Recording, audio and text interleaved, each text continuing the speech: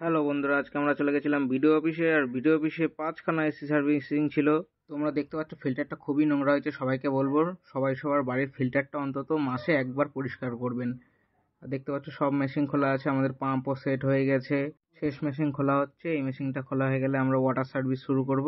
সবাই বছরে একটা ওয়াটার সার্ভিসিং করবেন এবং ফিল্টারগুলো পরিষ্কার রাখবেন, তাহলে আপনাদের কারেন্টের বিল খুবই কম আসবে। আমাদের সব মেশিন সার্ভিসিং করা হয়ে গেছে, লাস্ট মেশিন সার্ভিসিং চলছে। আর দেখতে পাচ্ছেন সব এদিক ওদিক ছিটিয়ে আছে। এবার ইনডোরের খাপগুলো পরিষ্কার করব। এদিকে এত পরিমাণে গরম পড়েছে, যার জন্য টাবু ট্যাঙ্কের থেকে জল খেতে চলে গেছে এবং জল তো নাক দিয়ে মুখ দিয়ে খেয়ে ফেললো। ওর অবস্থা দেখে আমরা তো সবাই হাসছি, কিন্তু ওর বেচারার কষ্ট হচ্ছে। আর আমি এদিকে সব আউটডোরগুলো পরিষ্কার করে নিচ্ছি, যাতে তাড়াতাড়ি কাজটা এগিয়ে যায়। কিন্তু কাজ কি তাড়াতাড়ি শেষ হয়?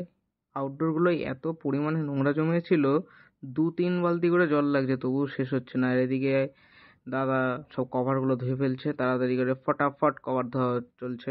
এত পরিমাণে নোংরা জমেছে, পুরো তেল কাস্টে টাইপের নোংরা একদম।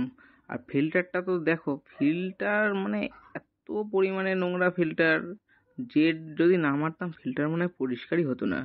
কারণ সব শুকাতে দিয়েছি, শুকিয়ে জল ঝরে গেলে সব ইনডোরের খাপগুলো আবার সেটিং করে লাগিয়ে দিতে হবে। এর মধ্যে একটা এসি ভেন্টিলেশনে চলে গেছিল, তাকে ভেন্টিলেশন থেকে বের করার জন্য একটু গ্যাসের প্রয়োজন হয়েছিল, তাই গ্যাস দিয়ে দিচ্ছি আমরা।